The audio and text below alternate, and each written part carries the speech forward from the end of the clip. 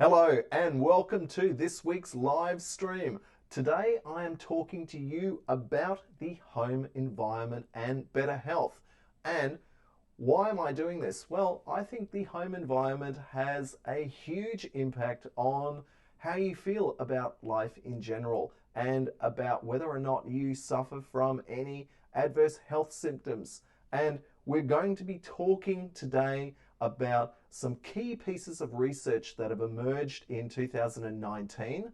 And I'm going to be drilling down into these research papers to pull out some of the facts and figures as well as some of the conclusions that I'm hoping you can use and incorporate into your own thinking about the indoor living environment and how it impacts on your health.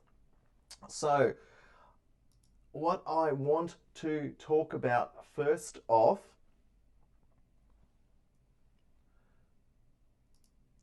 is something called the Indoor Generation Report. And the Indoor Generation Report was published in 2018. And it came out at the end of 2018 by a company called Velux.com. And one of the really interesting things about this report is that it focused on this area which is really important to me and to many of you, which is about healthy buildings, indoor climate, and energy efficiency. And the reason this report is really important is that all of us spend possibly up to 90% of our time indoors, and the indoor air can be up to 5 times more polluted than outside. And often children's bedrooms are the most polluted in the house. And there are many reasons for this. Oftentimes they are overly heated, underventilated, and usually there is the presence of a lot of porous bedding and blankets and that sort of thing. And it's very interesting when we do indoor air quality inspections, we often find that the children's bedrooms are in fact more heavily contaminated. And it's interesting that world research confirms that anecdotal observation that we have noticed. Interestingly, the Velux.com paper shows that asthma risk is increased up to 40% by the presence of mould and dampness. And up to 77% of people aren't even aware that their indoor air can be more polluted than the outdoor air. And for copyright reasons, I can't show you the video that this is the benefit of live streaming. Often people call me even on airplane mode. Sorry about that. Velux.com have produced this beautiful video that I urge you to look at on YouTube. And it's a short video and it encapsulates a lot of the topics that we're talking about today. And this will also be in the show notes at the bottom of this live stream. And I want to focus on some of the risk factors and can we identify these and use these. And we're really talking about this topic of sick building syndrome, sometimes abbreviated as SBS. And sick building syndrome really focuses on the non-specific building related symptoms which occur when individuals spend time in that particular building.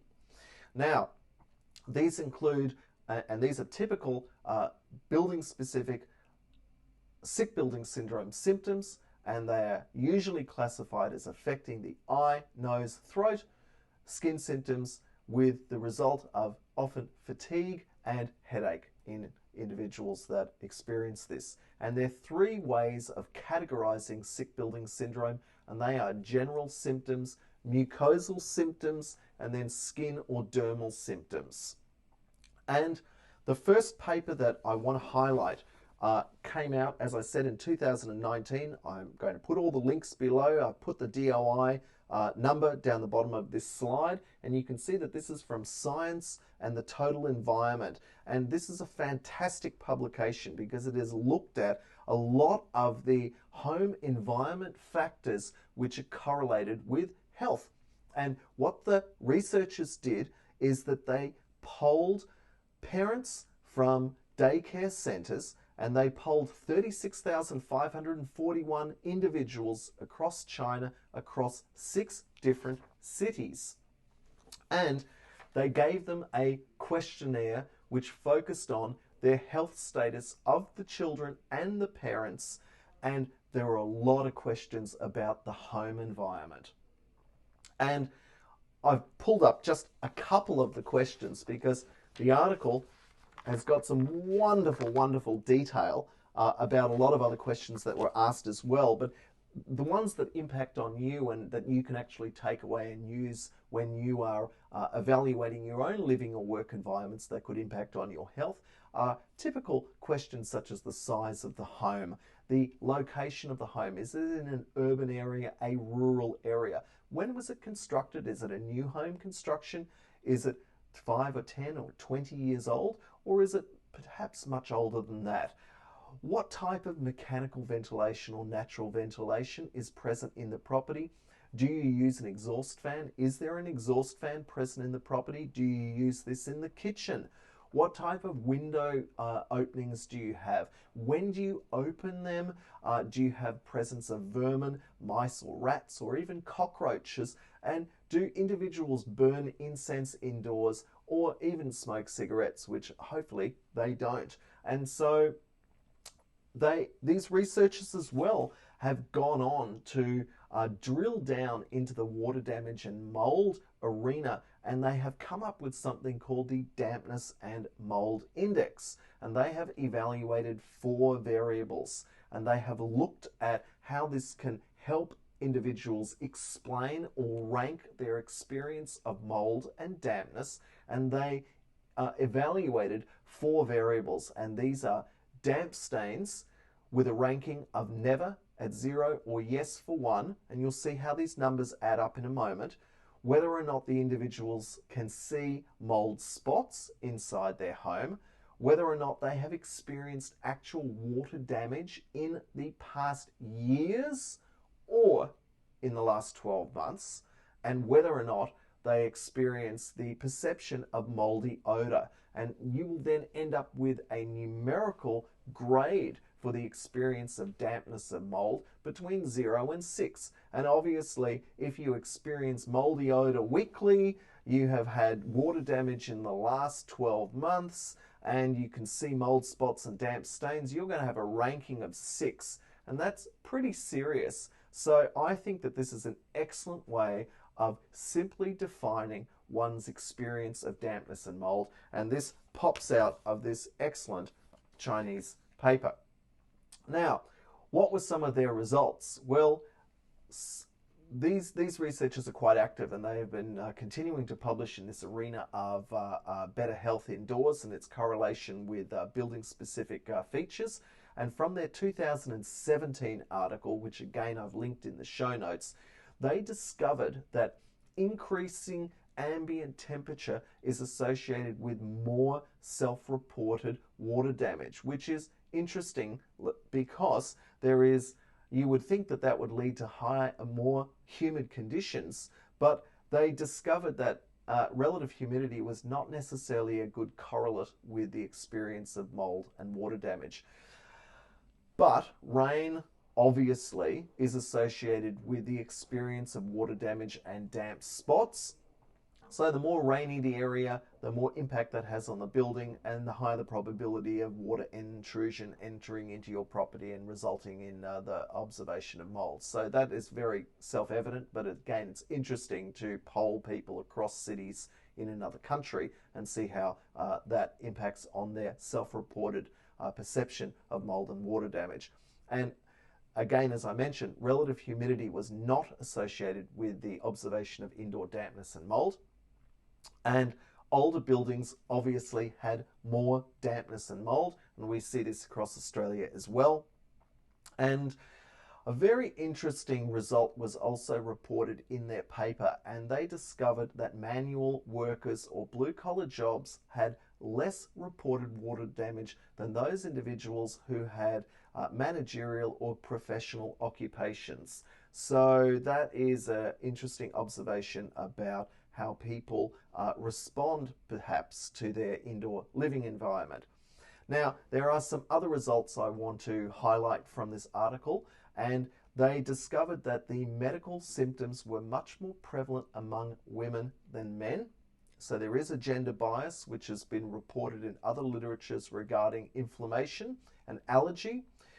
They discovered that redecoration or renovation of the home is associated with the experience of rhinitis, eye, skin, headache, and fatigue.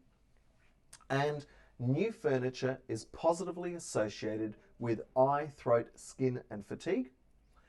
And gas cooking is associated with eye, throat, headache, and fatigue. And again, you may not be aware, but whenever you use your gas cooker, the process of cooking emits fine particles into the air, and it's very important to use the extractor fan whenever you are cooking, because this can be an invisible and unexpected byproduct of the kitchen environment being used as it is intended. So this is related to extraction of hidden pollutants. Now, similarly, biomass cooking is prevalent, certainly in China, and this is associated with eye, throat, and headache. We would experience this as the use of a barbecue in many respects here in Australia, but that's a problem.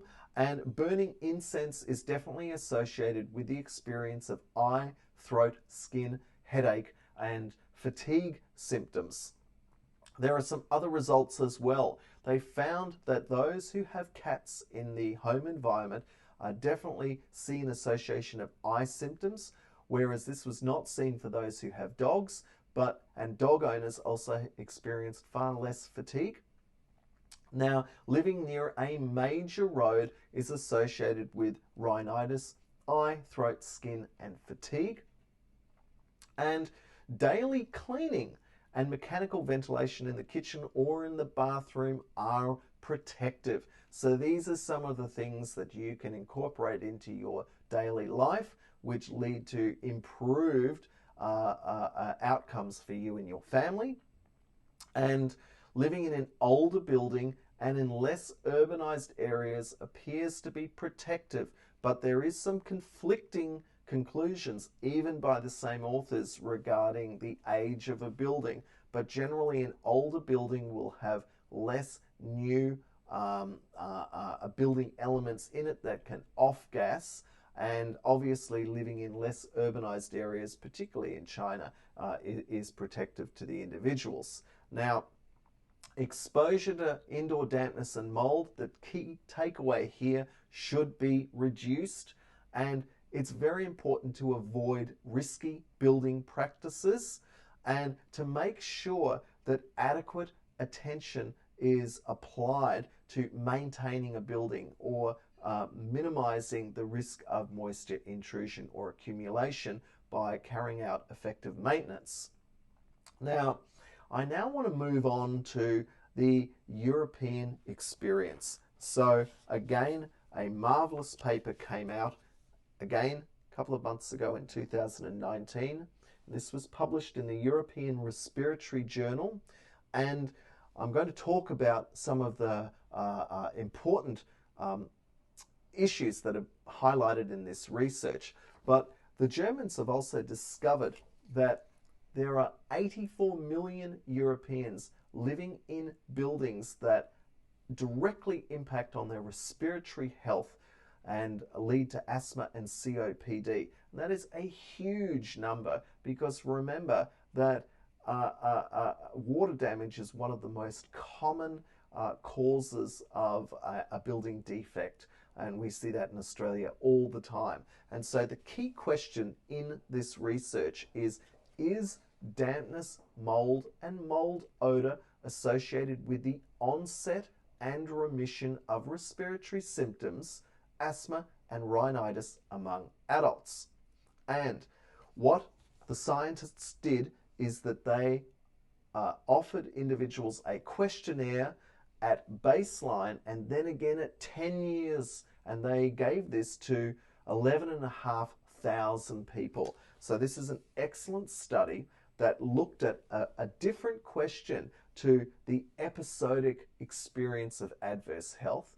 For example, like with the thunderstorm asthma event in Australia a few years ago, where this was a one-off phenomena and people's asthma or respiratory system was impacted on heavily. So this European research I'm about to talk about is looking at the long-term trends of living in buildings with different features and characteristics. And so that's what I'm focusing on today. Now, again, because this live stream is generally about water damage and mold and the experience and how to deal with this phenomena, the scientists in this European paper looked at and posed the question, in the last 12 months, have water leaks or water damage indoors on walls, floors, or ceilings been experienced? It's defined as general water damage. Has there been general dampness experienced in the property? And the key criteria for observing this was there discoloration on floor coverings? So this is floor dampness, and this really should be extended to include rising damp, which affects the floor. And they were also looking for the presence of visible mold affecting walls, floors, or ceilings. And they were looking at whether or not there were mold odors being experienced in one or more rooms.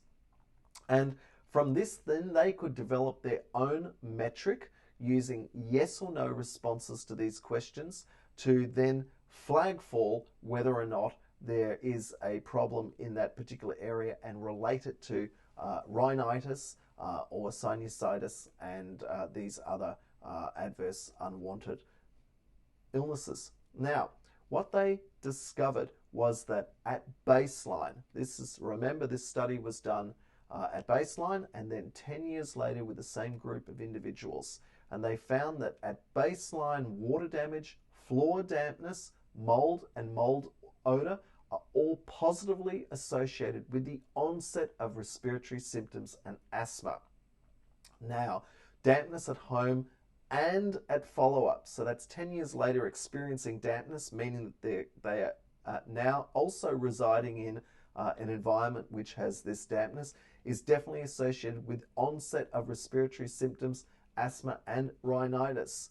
And dampness at work during follow-up is associated with the onset of respiratory symptoms, asthma, and rhinitis.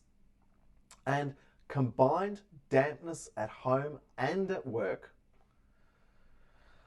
increased the risk of respiratory symptoms and rhinitis and decreased remission. My phone just keeps going off. I'm sorry about that. And mold odor is enhanced by poor ventilation.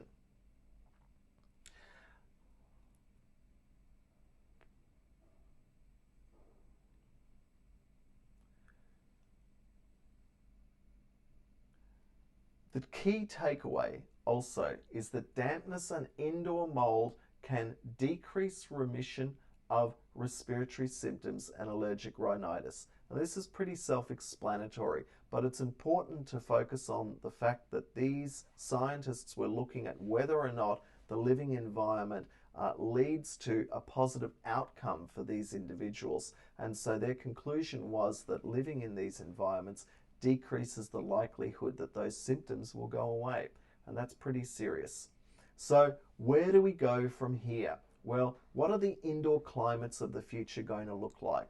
Well, certainly everyone who works in building design and emerging areas of architecture and the interplay of building scientists and indoor building professionals and indoor air quality experts, that more daylight would be a beneficial thing to have inside homes. We need to be looking at different types of insulation, and we need to be looking at mechanical ventilation systems which adapt to the changing climate conditions that we find ourselves in. And buildings need to be designed that are truly energy efficient and not just tight, and that this needs to link in with the mechanical refrigeration or heating and cooling system. And this topic of window fenestration impacts on not only the thickness of the window glass, but your windows and the window frames need to be sympathetic to the climate, and to the building components that have been used in the construction of the property. And renewable energy and the use of solar panels and often growing walls or growing elements within buildings need to be incorporated as well and considered how that impacts on the long and short-term implications for amenity. And we need to be considering this emerging area of biomimicry, which is copying aspects of the biological systems or processes which have a good, tight relationship between form and function, and how that type of thinking can impact on changes in building design. And that will be a topic of a live stream down the track. And we also need to be incorporating environmental justice principles into building design and moving towards healthy homes. So to recap, there are two pieces of research that have come out published this year by the Chinese and by the Europeans that have focused a lot on whether or not people's respiratory health gets worse or is improved by different environmental interventions, including well-known ones like ventilation, but also this aspect of how you measure water damage and mold is particularly important. And you can use a lot of these criteria in your own discussions with stakeholders to get across the point that you are in fact having a range of different impacts on your amenity and experience in the property, and that they can be defined into different categories. And so that's the key message I want to leave you with. In any case, thanks for watching, and I'll see you next week. Bye for now.